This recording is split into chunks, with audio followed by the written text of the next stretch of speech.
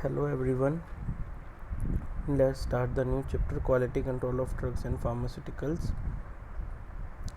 Quality control is a vital in the case of drugs and pharmaceuticals. They cannot compromise in this regard, and one cannot even think of second quality in drugs and pharmaceuticals. हमारी pharmaceutical industries के अंदर जब भी हम drugs की manufacturing करते हैं या फार्मास्यूटिकल प्रोडक्ट की मैन्युफैक्चरिंग करते हैं, उस time quality is the vital role in the case of drugs and pharmaceuticals. Actually में क्या है, कोई भी चीज़ है हम उसमें क्वालिटी को लेके कॉम्प्रोमाइज़ कर सकते हैं, पर हमारे फार्मास्यूटिकल डिपार्टमेंट में ड्रग्स को लेके हम 1% भी क्वालिटी के साथ कॉम्प्रोमाइज़ नहीं कर सकते. फॉर एग्ज़ाम्पल, हम घर पे मान लो कोई चीज़ लेके आए, मान लो आप शुगर लेके आए हो, वो आपको 35-40 रुपीज़ केजी के हिसाब से मिल सकती है, पर जो सुक्रोज़ वगैरह जो हमारे फार्मास्यूटिकल इंडस्ट्रीज़ में यूज़ होती हैं उनकी कॉस्ट काफ़ी हाई होती है. नॉर्मली हम घर पे वाटर यूज़ करते हैं और उस वाटर की कॉस्ट और जो नॉर्मली हम फार्मास्यूटिकल इंडस्ट्रीज़ के अंदर यूज़ करते हैं, फॉर एग्ज़ाम्पल HPLC में यूज़ करते हैं, वो नियरली 200 to 300 रुपीज़ और इससे भी ज़्यादा पर लीटर के अकॉर्डिंग हो सकता है. हम नॉर्मली साल्ट की बात करते हैं, मिनिमम ये 5 रुपीज़ पर केजी के अकॉर्डिंग भी मार्केट में मिल सकता है, 10 रुपीज़ 20 रुपीज़ मैक्सिमम. पर जो हमारी इंडस्ट्रीज़ के अंदर सेलाइन इंजेक्शन बनाते हैं, हमने नॉर्मल सेलाइन इंजेक्शन आपने सुना होगा, तो वो नॉर्मल सेलाइन इंजेक्शंस का जो रेट होता है वो नॉर्मली 75 to 100 रुपीज़ पर केजी के अकॉर्डिंग भी हो सकता है. अब बहुत सारी चीज़ें ऐसी हैं जैसे कि बेकिंग सोडा है, हम घर में जिसको मीठा सोडा बोलते हैं, वो काफ़ी चीप होता है as compare to sodium bicarbonate जो हमारे इंडस्ट्रियल लेवल पे यूज़ होता है, बिकॉज इनकी जो क्वालिटी होती है वो बहुत मायने रखती हैं. आपको पता है कि जो फार्मास्यूटिकल प्रोडक्ट्स होते हैं वो बहुत ज़्यादा टॉक्सिक भी हो सकते हैं, कुछ एक चीज़ें ऐसी हैं बहुत ज़्यादा पोटेंट भी होती हैं. तो ये इन सब चीज़ों के लिए हमें क्वालिटी की सबसे ज़्यादा ध्यान रखना पड़ता है. एक वर्ड आ रहा है बेटा इसमें, शेल्फ़ लाइफ. अब शेल्फ़ लाइफ क्या होती है, एग्जैक्ट मायने में शेल्फ़ लाइफ को हम बोलते हैं एक्सपायरी डेट.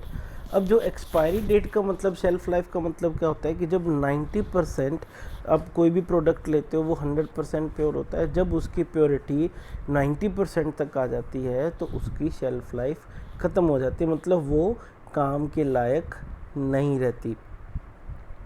तो देखो इन्होंने लिखा है, therefore the pharmaceutical must confirm to the prescribe standards not only at the time of manufacturing but also retain their strength in terms of long period.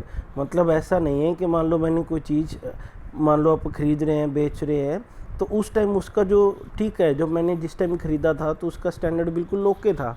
जैसे जैसे मान लो उसकी एक्सपायरी 5 ईयर्स तक है, तो वो इसका मतलब ये नहीं है कि वो 5 ईयर्स तक ख़राब हो जाए. समझ रहे हो ना मेरी बात. जैसे मान लो मैंने कुछ चीज़ ली, वो फर्स्ट डे तक तो बिल्कुल अच्छी थी, बिल्कुल स्टैंडर्ड्स के नॉर्म्स के अकॉर्डिंग थी, फिर मान लो 1 साल बाद चेक किया, ठीक था, थोड़ा बहुत फ़र्क था. अगर मैं देखूँ भी 3-5 साल की एक्सपायरी थी, वो 3 साल बाद डिस्ट्रॉय होना स्टार्ट हो गया, तो ऐसी चीज़ नहीं होनी चाहिए. तो उसके लिए हमारे पास क्वालिटीज़ को मेंटेन करने के लिए गवर्नमेंट ने इंडियन फार्माकोपिया बनाया है, तो उसमें हम उसके स्टैंडर्ड्स के अकॉर्डिंग, मेथड्स के अकॉर्डिंग हम उसके मोनोग्राफ में चेक कर सकते हैं. फिर उसके बाद आ रहा है, the pharmaceutical manufacturer is responsible for the quality of products during its total life. Means total उसकी शेल्फ लाइफ के अकॉर्डिंग होना चाहिए. अब जो क्वालिटीज़ हैं, हम कैसे क्वालिटी कंट्रोल करेंगे. हम सबसे पहले मान लो कोई इंडस्ट्री लगाई है, फॉर एग्जांपल पैरासीटामोल की हम टैबलेट्स बना रहे हैं, तो हमें सबसे पहले क्या चाहिए, ऑब्वियसली पैरासीटामोल चाहिए. अब पैरासीटामोल ऐसे तो है नहीं एक डब्बे में आएगा, बहुत ज़्यादा क्वांटिटी में आएगा, तो उसके लिए क्या हो सकता है कि वो बैग्स में है, जैसे हम गट्टे बोलते हैं जिसको, वो बैग्स में आएगा. तो उन बैग्स को हम देखेंगे तो हमें क्या पता वो बैग्स में वाइट पाउडर क्या है, कुछ भी हो सकता है. तो हमें सबसे पहले क्या है, उसकी क्वालिटी कंट्रोल चेक करना पड़ेगा, हमें क्वालिटी कंट्रोल टेस्ट करने पड़ेंगे. तो हम सबसे पहले PCM की क्वालिटी को चेक करेंगे, क्या वो हमारे स्टैंडर्ड्स को मेंटेन कर रहा है या नहीं कर रहा, वो जो स्टैंडर्ड्स उसके सेट किए हुए हैं फार्माकोपिया के अंदर, क्या वो उसको फॉलो कर रहा है या नहीं कर रहा. तो उसके बाद फिर हम क्या करेंगे, हम अपने एक्सीपेंट्स लेंगे, उन एक्सीपेंट्स को चेक करेंगे। सबसे पहले हमारा काम क्या है, क्वालिटी कंट्रोल में रॉ मटेरियल्स की क्वालिटी कंट्रोल टेस्ट करके उनको एश्योर करना कि मैंने जो क्वालिटी टेस्ट किए हैं वो ऑब्वियसली एश्योर कर रहे हैं हमारे प्रोडक्ट के स्टैंडर्ड नॉर्म्स को। फिर उसके बाद फिर हमने मैन्युफैक्चरिंग करनी है। मैन्युफैक्चरिंग के बाद किसी भी तरह का डिफेक्ट नहीं होना चाहिए, चाहे उसकी लेबलिंग है, चाहे उसकी स्टोरेज है या ड्यूरिंग डिस्ट्रीब्यूशन। ज़ीरो टॉलरेंस होनी चाहिए, यानी ज़ीरो डिफेक्ट, इसको या नो डिफेक्ट के नाम से भी हम जानते हैं। फिर बेटा दो टर्म्स आती हैं, एक आती क्वालिटी कंट्रोल और दूसरी आती क्वालिटी अश्योरेंस। अब सुनने में तो लगता है कि शायद ये दोनों सेम हो सकते हैं, बट दे आर डिफरेंट। अब फॉर एग्जांपल, अब कोई भी इंडस्ट्री है उसमें दो डिपार्टमेंट रहते हैं, एक होता है क्वालिटी कंट्रोल डिपार्टमेंट, दूसरा होता है quality assurance department. Quality control department वाले क्या करते हैं, मान लो मैंने जैसे आपको पहले बताया भी PCM आई, उसके टेस्ट किए, टैबलेट बनाई, टैबलेट्स के हमने टेस्ट किए कि उसकी जो मैन्युफैक्चरिंग टेस्ट होते हैं भी, जो भी हमने नॉर्म्स सेट किए हुए हैं IP के अंदर, वो सारे नॉर्म्स को पास करना चाहिए। वो तो हुआ क्वालिटी कंट्रोल टेस्ट। अब फिर आते हैं quality assurance department. Quality assurance department का काम क्या होता है, डॉक्यूमेंटेशन मेंटेन करना। मतलब जो रिज़ल्ट क्वालिटी कंट्रोल डिपार्टमेंट की तरफ से आया है वो हमारे स्टैंडर्ड नॉर्म्स को फॉलो कर रहा है या नहीं कर रहा। अगर फॉलो कर रहा है देन क्वालिटी इज़ एश्योर्ड, अगर नहीं कर रहा then quality is not assured. पूरा का पूरा जो बैच इंडस्ट्री ने बनाया है वो सारा का सारा बैक चला जाएगा, मतलब आगे मार्केट में वो नहीं जाएगा। क्वालिटी एश्योरेंस का काम होता है उसको एश्योर करना, ताकि जो भी चीज़ हमने बनाई है वो बिल्कुल ठीक बनी है और जितनी भी स्पेसिफिकेशन थी वो बिल्कुल ठीक आई हैं। ठीक, फिर इसके बाद आ जाते हैं, एक वर्ड आता है GMP। GMP क्या होता है, गुड मैन्युफैक्चरिंग प्रैक्टिसेस। ये गुड मैन्युफैक्चरिंग प्रैक्टिसेस कैसे आई थी, गवर्नमेंट ने एक रूल पास किया था, ड्रग एंड कॉस्मेटिक रूल्स 1945 के अंदर, जिसके अंदर एक शेड्यूल बनाया था जिसका नाम था शेड्यूल M। शेड्यूल M के अंदर इन्होंने एनफोर्स किया था गुड मैन्युफैक्चरिंग प्रैक्टिसेस को, जिसमें उन्होंने कहा था कि जो मैन्युफैक्चरिंग के तरीके हैं, क्वालिटी को इम्प्रूव करने के जो तरीके हैं, और जो उसमें रॉ मटेरियल में मान लो किसी भी तरह की इम्प्योरिटीज़ आ रही हैं, उन सबको इम्प्रूव करने के लिए GMP को लाया गया था। और GMP के अंडर जितनी भी मैन्युफैक्चरिंग प्लांट थे उनको GMP के अंदर लाया गया था। फिर बेटा उसके बाद नेक्स्ट टॉपिक आता है सिग्निफिकेंट फिगर्स। सिग्निफिकेंट फिगर्स का क्या है, अब इसमें एक समझने वाली बात है। सिग्निफिकेंट फिगर्स का मतलब क्या है, अब मान लो जिसमें मेरे पास इधर लिखा हुआ है, नीचे देखो एक लिमिट लिखी हुई है लास्ट में, it is very clearly understood that measurement is with in 0.5 ml limit. अब मान लो मेरे पास 0.5 ml की लिमिट दी हुई है, तो इसका मतलब क्या हुआ, 0.05 डिवाइडेड बाय 586 मल्टीप्लाइड बाय 100। अब इसकी परसेंटेज चेक करेंगे तो कितनी आ जाएगी, 0.1% ऑब्वियसली। ठीक है, और इसी के साथ अगर मान लो एक ज़ीरो मैं ऐड कर देता हूँ, अगर मान लो मैं इसकी लिमिट चेक करूँगा तो इसकी लिमिट क्या होगी, 586.0 है, तो 1.1% क्या होगा, 0.5 प्लस माइनस ऑब्वियसली यही होगा। तो 86 था, 0.5 माइनस करेंगे तो 585.95 हो जाएगा। से कहाँ तक हो जाएगा, 586.05 तक चला जाएगा।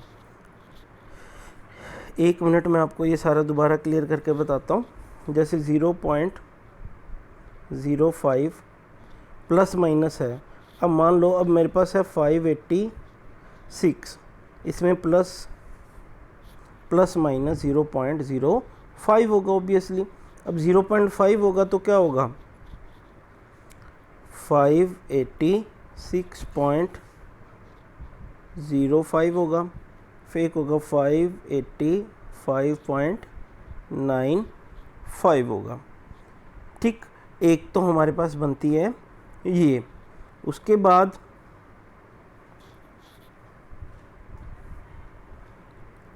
ठीक, फिर सेम इसी तरीके से हम अगर देखें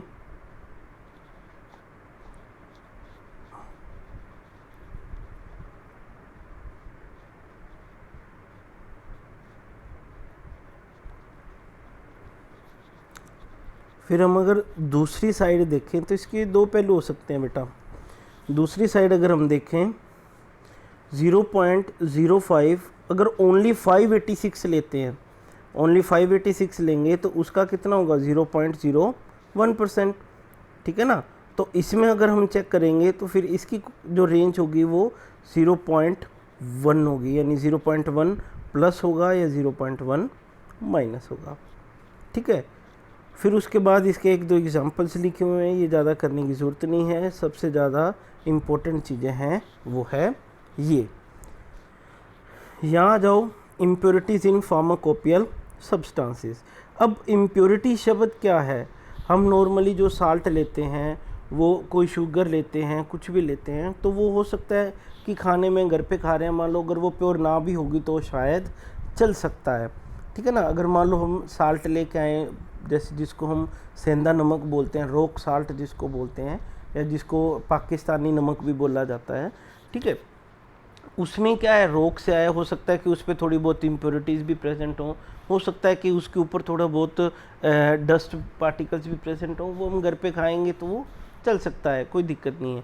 पर जो साल्ट हमारे मैन्युफैक्चरिंग प्लांट में यूज़ हो रहा है, that should be 100% pure, clear. उसमें हम 0.1% की जो टॉलरेंस है वो भी हम नहीं करेंगे।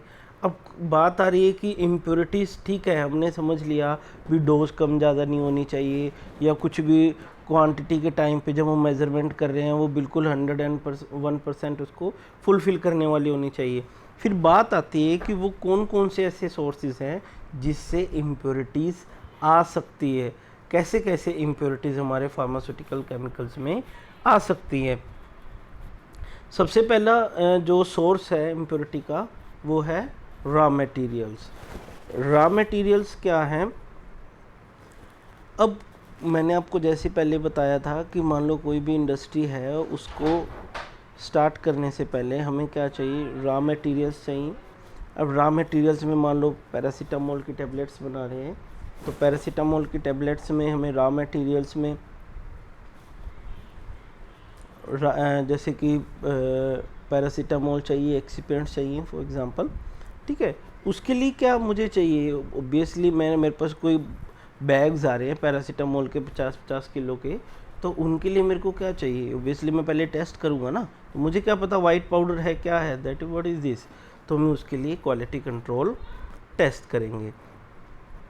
अब जैसा इन्होंने एग्जांपल दिया हुआ है, copper sulphate is prepared by the action of sulphuric acid on copper turning. अब क्या है, मान लो कॉपर बनाते समय कि हम उनकी रिएक्शन करवाएंगे।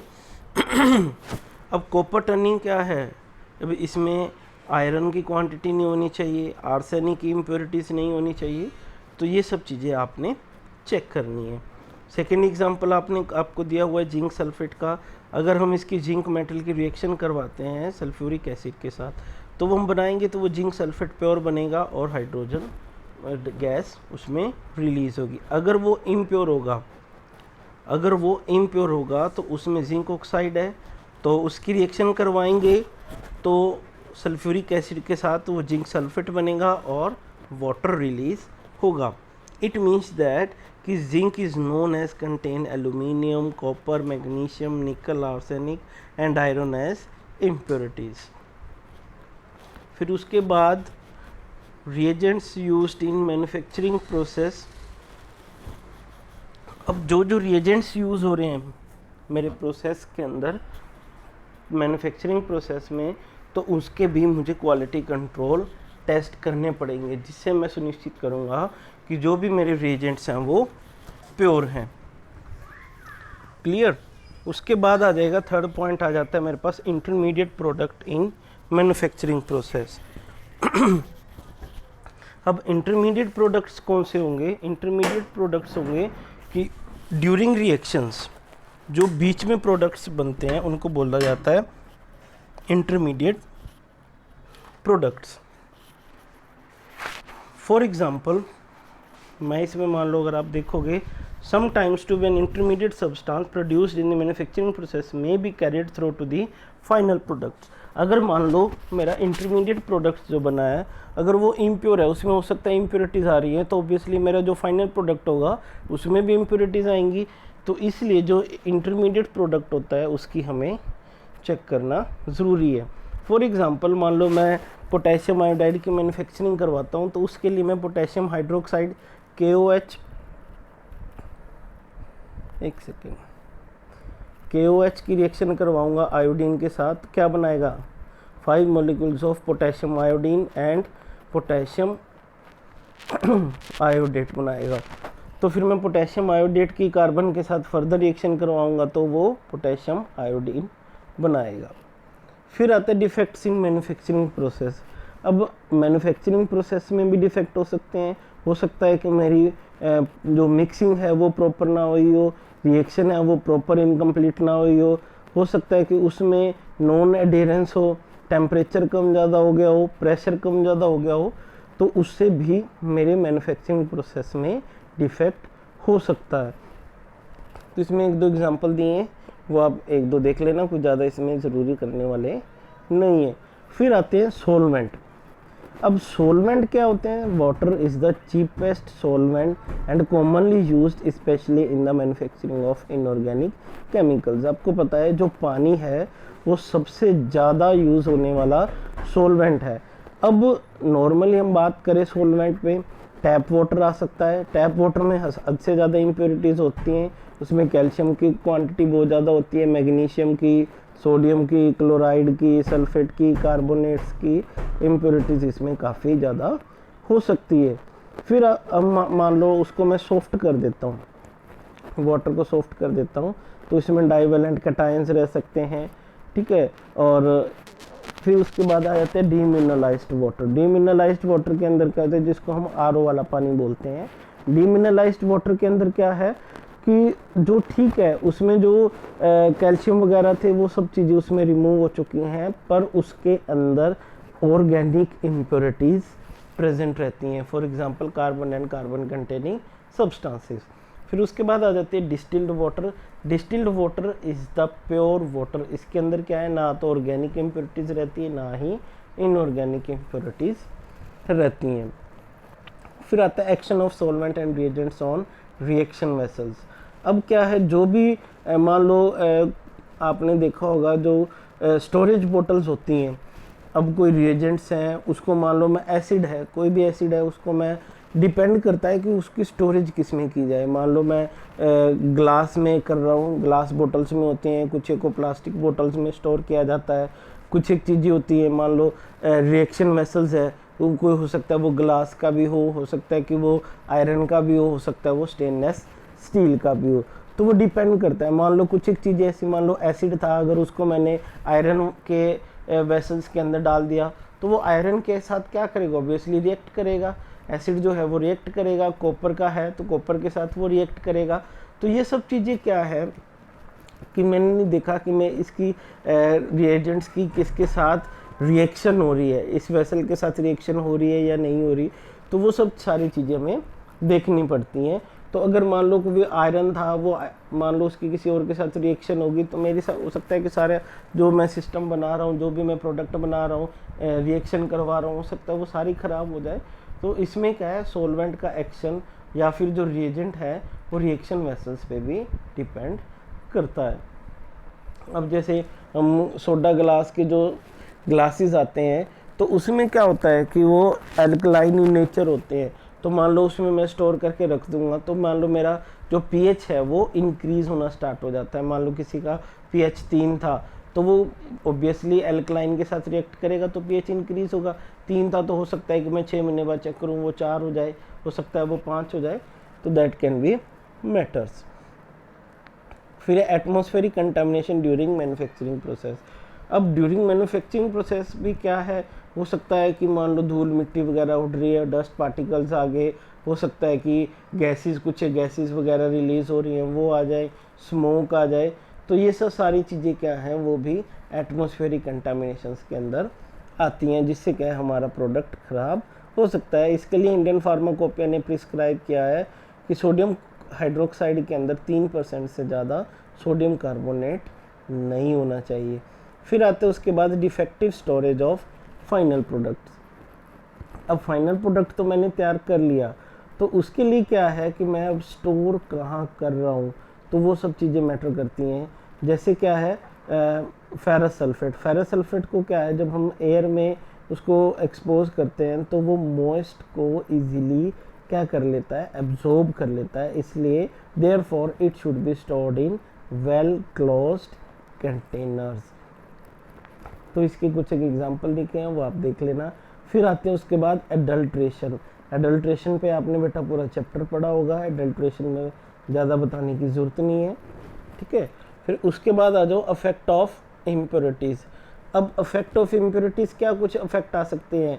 अब उसमें क्या है, the impurities when present in medicinal substances may have a toxic affect. उससे क्या है, टॉक्सिक अफेक्ट आ सकता है, वो हमारे लिए डेंजरस हो सकते हैं अगर वो बियॉन्ड द लिमिट हो, मतलब अपनी लिमिट से ज़्यादा हो। जो लिमिट है वो आईपी के अंदर प्रिस्क्राइब की हुई है, उससे ना तो वो ज़्यादा होने चाहिए। फिर उसके बाद सेकंड पॉइंट देख, cause a change in physical and chemical properties. ये क्या है कि इम्प्योरिटीज़ के कारण हमारे फिजिकल और केमिकल प्रॉपर्टीज़ के अंदर भी चेंज आ सकता है, जिससे क्या है कि वो हमारे मेडिसिनल प्रॉपर फार्मास्यूटिकल यूज़ के लिए नहीं रहती। फिर सेकंड है कोज एंड इनकम्पेटिबिलिटी। इनकम्पेटिबिलिटी भी कोज कर सकती है दूसरे सब्सटेंसेस के साथ। Led to the technical difficulties in the formulation. अब ये फॉर्मुलेशन के अंदर भी डिफ़िकल्टी कॉज कर सकती है। फिर आता है decrease the shelf life of a substance. Shelf life expiry date होती है, उसमें भी कमी कर सकता है। In addition the impurities present even in traces. मान लो बिल्कुल ट्रेसेस में, मतलब बिल्कुल माइनर सी क्वांटिटी में है, वो भी हमारे लिए टॉक्सिक हो सकते हैं। जैसे लेड की थोड़ी सी भी क्वांटिटी हमारे लिए हानिकारक हो सकती है। आर्सेनिक है, आर्सेनिक की तो क्वांटिटी बहुत ज़्यादा हमारे लिए हार्मफुल होती है। तो इसलिए क्या है कि इन सब चीज़ों का हमें इम्प्योरिटीज़ का ध्यान रखना है कि हमारी जो फार्मास्यूटिकल इंडस्ट्रीज़ हैं या हमारे फार्मास्यूटिकल प्रोडक्ट्स की मैन्युफैक्चरिंग हो रही है, वहाँ इम्प्योरिटीज़ का सबसे ज़्यादा ध्यान होना चाहिए, ठीक। फिर लास्ट टॉपिक आता है fixing the limits for impurities. अब कौन कौन सी जो प्रॉपर्टीज़ होती हैं जिससे हम इसको इम्प्योरिटीज़ को फिक्स कर सकते हैं। अब बात आती है कि having realised the difficulties in achieving a 100% pure product by manufacture and the consequences of the presence of impurities in the pharmaceutical substances, it is necessary to strike a balance between two situations in fixing such limits for tolerance of impurities. The overriding principles are, ये क्या कह रहा है कि हमें क्या है 100% product भी अचीव करना है और उसमें इम्प्योरिटीज़ की भी मात्रा नहीं आनी चाहिए। तो हम इन दोनों चीज़ों को बैलेंस करके चलना है। जैसे इन्होंने बताया कैसे कर सकते हैं, how much of the impurity is likely to be harmful. अब ये क्या कह रहा है कि हमें सबसे पहले ये देखना है, कोई भी इम्प्योरिटीज़ आई है कि वो हमें चेक करना है कि कितनी परसेंट उसकी, कितनी क्वांटिटी उसकी हमारे लिए हार्मफुल हो सकती है। अगर मान लो उसकी क्वांटिटी ज़्यादा है तो हम उसको जो बैच है उसको हम डिस्कार्ड कर सकते हैं। अगर विद इन द लिमिट है तो हम उसको चला सकते हैं। The practicability of obtaining a reasonable standard of purity in commercial substances, it would be practicable to fix unattainable limits and which can only be attained by a very high cost। अब ये क्या कह रहा है कि हम इसको कम कर सकते हैं by very high cost। For example, अब मान लो इंडस्ट्री है, उसमें क्या है बहुत सारे बंदे काम कर रहे हैं, तो उसके में क्या है काम कर रहे हैं, तो हो सकता है कि उनके कपड़ों पे भी कुछ लगा हो सकता है कि उन्होंने शूज़ पहने उसमें डस्ट हो, उस वजह से इंडस्ट्री में डस्ट आ जाए। तो उन सब चीज़ों को हम ख़त्म करने के लिए क्या कर सकते हैं, हम हैपा फिल्टर्स लगा सकते हैं। जाती क्या है, हम उनके कपड़े चेंज करवा सकते हैं, जो वो बाहर से कपड़े डाल के आए वो उतारो, और जो इंडस्ट्री के कपड़े थे जिसको हम प्लास्टिक क्लोथ्स बोलते हैं, वो प्लास्टिक क्लोथ्स डालो, हेड पे क्या नाम है कैप डालो। जो शूज़ हैं वो चेंज करके उनकी खुद में हम स्लीपर्स वगैरह खुद के रख सकते हैं, चप्पल वगैरह रख सकते हैं, वही चप्पल इंडस्ट्री के अंदर बंदा डाल के जाएगा। तो इन सब चीज़ों से भी क्या है, हम जो डस्ट लेवल है उसको डिक्रीज़ कर सकते हैं। अलग अलग जगह पे हैपा फिल्टर्स लगा सकते हैं, हम क्या है, मान लो मॉइस्चर ज़्यादा है तो मॉइस्चर को कंट्रोल करने के लिए एयर कंडीशनर्स लगा सकते हैं। तो ये हम सब चीज़ें क्या है, इसमें पैसा लगता है, हाई कॉस्ट लगती है, जिसे हम इम्प्योरिटीज़ को ख़त्म कर सकते हैं। तो इसी के साथ बेटा ये हमारा टॉपिक कंप्लीट होता है। तो इसके बारे में आपने थोड़ा बहुत पढ़ना है, फिर कल हम इसके बारे में दोबारा आगे फर्दर करेंगे। ओके बेटा, थैंक यू।